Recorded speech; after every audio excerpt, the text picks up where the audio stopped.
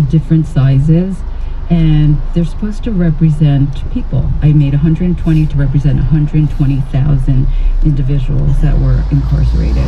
Some were children. A lot of them were children. Some were mothers, fathers. They were just human. Is it sensitive for you as a Japanese American to raise this issue? Have you heard from other Japanese Americans? Well, I haven't really tried to tell anybody. I just started doing it for myself. It was just a personal response, and I decided I wanted to visit the camps, and people started asking about it and sort of taken on a life of its own, especially when I took it to the Four Freedoms Park in New York. What was that like? It was exhilarating in a way that I can look at the phrases that FDR wrote and show that I know I'm not part of it, and I don't see why. It's an emotional issue. Yeah, I think I've never really talked about it before, especially not publicly.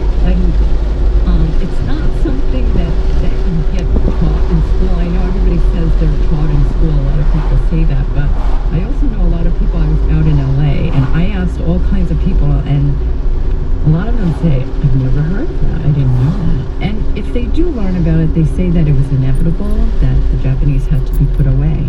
But I have to say the Germans weren't put away. Neither was the mayor of New York, who was Italian.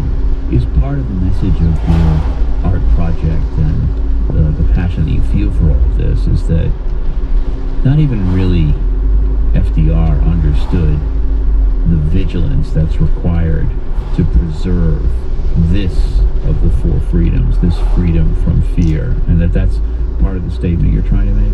Yes. I think FDR understood it, but I think that he had to do it. I think he was a politician, you know. Eleanor Roosevelt fought him. She's my hero. I think she really understands what America is about and stood up for it, but in the end, you know, she had to support her husband. What do you think the message of these T-bills is in thinking about freedom from fear in today's world? I just want to remind people that, you know, fear is human, it's natural, but, and I understand that. I understand that people are afraid, but that most human beings, and I truly believe this, want to cooperate. They'd rather build something together than to destroy things. And being Japanese, I think, you know, when you live in a country where there's so many earthquakes and tidal waves and tsunamis, and it's hard to build something together. Most people in America come here because they believe in America's message. And I do too. I think that it's pretty amazing that people from all over the world, all kinds of religions, all kinds of ethnicities can get together and create some place like New York and get along. And it's so magical and rich, and I hope that doesn't have to die because people are afraid.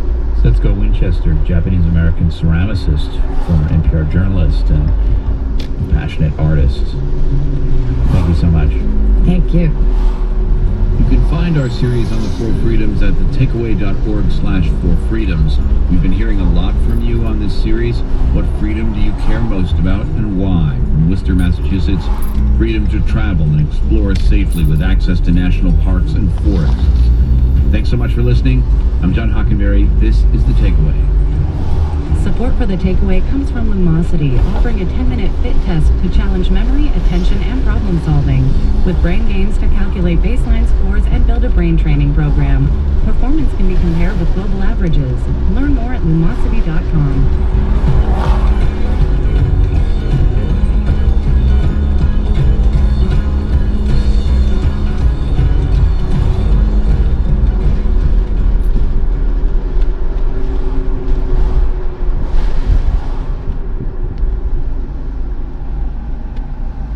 While we might not see eye to eye on all the issues or candidates this election season, There's one thing we can agree on: WNYC. As New York prepares to vote in Tuesday's primary, WNYC provides unbiased information and in-depth reporting, so you can make an informed decision. Cast your ballot for WNYC right now by becoming a member. Call 888-376-9692 or go to WNYC.org and click on Donate. WNYC support comes from the Metropolitan Museum of Art, presenting singers Susanna Phillips and Shen Yang in Pergamon, The Romantic Obsession, with pianist Brian Seeger for an all-Schubert evening, Friday, April 15th at 7 p.m. More at metmuseum.org/ticket. Stay tuned for All Things Considered. Baltimore voters say policing and crime is their top concern in the city's crowded mayoral primary, and that's coming up this month. The vote comes 1 year after the death of Freddie Gray. He's the young black man fatally injured while in police custody, and there are a dozen candidates running to sit in City Hall. Coming up next, we'll go to Baltimore for a look ahead at the crowded mayor's race there. It's sunny, but we do have more rain possible this afternoon. Currently 55 degrees at 4 o'clock. This is WNYC, FM, HD, and AM, New York. Just keep listening.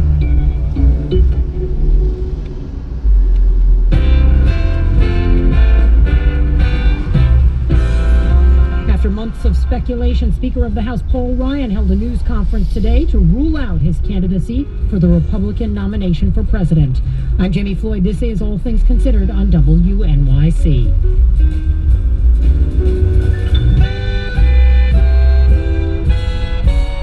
In Baltimore, more than a dozen people are running for mayor, including a Black Lives Matter activist, DeRay McKesson. You know, when I Periscope house visits or house parties, when I do Facebook Live, we average a few thousand people who look at all of that every time. More on the Baltimore mayor's race, that's coming up. Plus, this week's installment of There Goes the Neighborhood takes us to the epicenter of Brooklyn gentrification, Williamsburg. That's coming up after news headlines.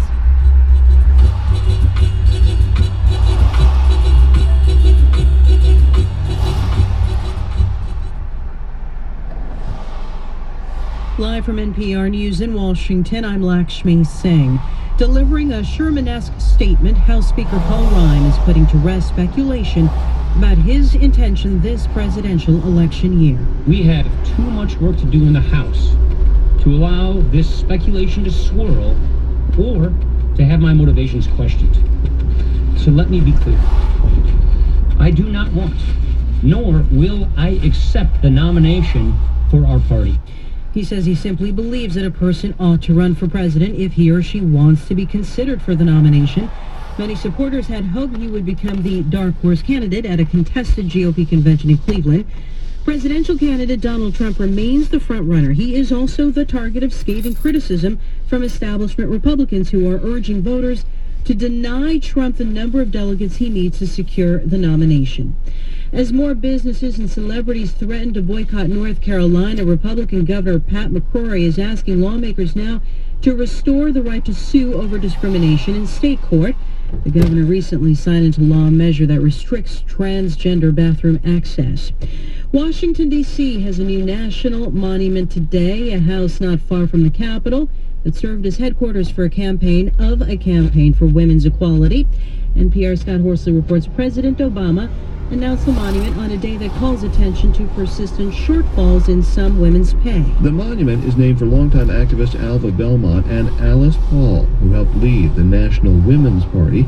President Obama says it will serve as a lasting reminder of the battle to win the right to vote for women and the ongoing campaign for social and economic equality. I want young girls and boys to come here 10, 20, 100 years from now to know that women fought for equality. It was not just given to them. Obama acknowledged that fight is unfinished. He notes working women still earn less on average than men do, though the wage gap has narrowed somewhat in recent years. Scott Horsley, NPR News, the White House. A leading manufacturer of home and garden pest control products says it'll stop using a class of chemicals linked to the decline of bees. NPR's Allison Aubrey reports that Ortho will complete its phase-out over the next several years. Neonic pesticides are used in agriculture and gardening products, but regulators are putting pressure on manufacturers as a body of scientific evidence suggests that the pesticides are playing a role in the decline of pollinators. Ortho says it has already begun to phase out neonics. Some of its top-selling products, including Ortho Rose and Flower and Ortho Tree and Shrub, will be reformulated by next year. The announcement comes on the heels of legislative action in Maryland. A bill before the state's governor now would restrict retail sales of lawn and garden products that contain neonics. Allison Aubrey, NPR News. Before the close, the Dow was up 164. This is NPR.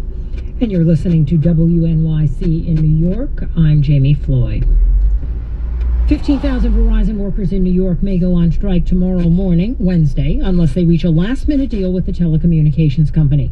Bob Master is with the Communication Workers of America, and he says the union has big plans to take the dispute public. We're going to kick off the strike with massive picket lines all over the region, starting at 6 a.m. tomorrow. We have a rally planned for downtown Brooklyn with a lot of elected officials coming out in support. Verizon workers say they're fighting for decent pay and benefits, but Verizon says the average worker's yearly pay and benefits package is worth more than $130,000. The company says it has already trained thousands of replacement workers to prevent service disruptions if no agreement is reached by the strike deadline. New York Governor Andrew Cuomo says the region is in, quote, a bad place when it comes to the rail tunnels under the Hudson River. The rail tunnels are more than 100 years old, and their condition was worsened after the floods from Sandy that hit our area back in 2012. The Port Authority of New York and New Jersey is working with the federal government on a new tunnel known as Gateway, but Governor Cuomo says that project will take a while. From the moment you hit go on the tunnel, it's probably 10 years if it's a day. The governor says the federal government is expediting the environmental and planning approval to get shovels in the ground as soon as possible. If the existing rail tunnels fail before Gateway is completed, it will deal a severe blow to NJ Transit commuters. Gateway could cost upwards of $20 billion, and it's not yet clear how it will be funded. It is still sunny out there, but we have the chance of an afternoon shower. Tonight will be clear with lows in the low 50s. And tomorrow, Wednesday, mostly sunny with highs in the upper 50s. Looking ahead to Thursday, we're looking actually at a lovely several days ahead. Thursday, mostly sunny with highs around 60. And Friday, more of the same. Sunshine with highs near 59 degrees. Currently, it's 55 degrees, mostly sunny at 406. Support for NPR comes from AT&T, with a network and solutions for helping companies sense and adapt to meet the demands of business. Discover the power of "and" with AT&T. From NPR News, this is All Things Considered. I'm Ari Shapiro. And I'm Robert Siegel. It was a year ago today that Freddie Gray was arrested in Baltimore. He was fatally injured in police custody and he died a week later. After violent protests following his death, the current mayor said that she would not run again. And now, crime and criminal justice are top concerns in the city's crowded mayoral primary this month. The winner of the Democratic runoff is almost certain to be the next mayor, and there are more than a dozen Democrats running, including a prominent activist with Black Lives Matter. NPR's Jennifer Ludden reports. Now, the race's highest profile candidate is among its lowest polling. I find 30-year-old DeRay McKesson working out of a trendy coffee shop in his signature blue vest, taking a selfie with former colleagues. That's great. Snapchat. Nearly 2 years ago, McKesson left a six-figure job in education to protest police brutality full-time. That brought him back to his hometown, where McKesson says he now wants to focus on concrete change. We can change the way that we police and think about safety today. And the local level is where most often those changes have the most impact. McKesson's activism has drawn national attention. A meeting with President Obama, an appearance on Stephen Colbert's show, Smartphone in Hand. He has as many Twitter followers as there are registered voters in Baltimore. You know, when I Periscope house parties, when I do Facebook Live, we average a few thousand people who look at all of that every time. Can he take all of that social media and fame nationally and turn it into a ground game? So far, no, says Roger Hartley of the University of Baltimore. McKesson registers barely 1% in polls. Hartley says he entered the race late, and his rivals are also talking about policing and inequality. And they have served. They have a record. They have won elections in those districts. The front runner is State Senator Catherine Pugh. In a debate on local CBS affiliate WJZ, she touted her role on state and national police reform commissions. Working with the state is really important in terms of how we reform the police department, how we create opportunities, and how we lift some of the issues that are painful in this city. Behind her in the latest poll, former Baltimore Mayor Sheila Dixon, whose experience cuts both ways. Dixon's faced jabs over a 2009 embezzlement conviction, but in the WJZ debate, she said that doesn't define her. I know how to roll up my sleeves. I know how to work with communities and bring people together. My plans are very clear that I can hit the ground running the first day in office. In a gentrifying Midtown neighborhood, 23-year-old Becca McKinney is excited to vote. She protested after Freddie Gray's arrest and death last April and is frustrated that not much has changed. Just recently, she says, I got pulled over by the police. Coming home from school, 10 at night with you see my neon pink backpack, and why? A short drive away, near Freddie Gray's neighborhood, Brian McAlilly wants a new mayor to change the way police treat people. Be like we used to do the old days. The police need to come out here and shake hands with everybody, get to know the neighborhood. Political analyst Roger Hartley says there's widespread frustration. With a lame duck mayor and at least a third of the city council also set to change, Hartley says it's all left a vacuum. Not a lot has been done, and it's almost like there's been a hold button placed right now to see who's going to be the next leadership. The likely next mayor will face a leadership test soon. The trials of the 6 police officers charged in Freddie Gray's death have also been on hold. They're set to start again next month. Jennifer Levin, NPR News, Baltimore. President Obama has declared today Equal Pay Day. There's a reason it falls on April 12th. As the proclamation says, today marks how far into the new year women would have to work in order to earn the same as men did in the previous year. Women on average make 79 cents for every dollar men earn. Harvard economics professor Claudia Golden has looked into... Oh, just pull up.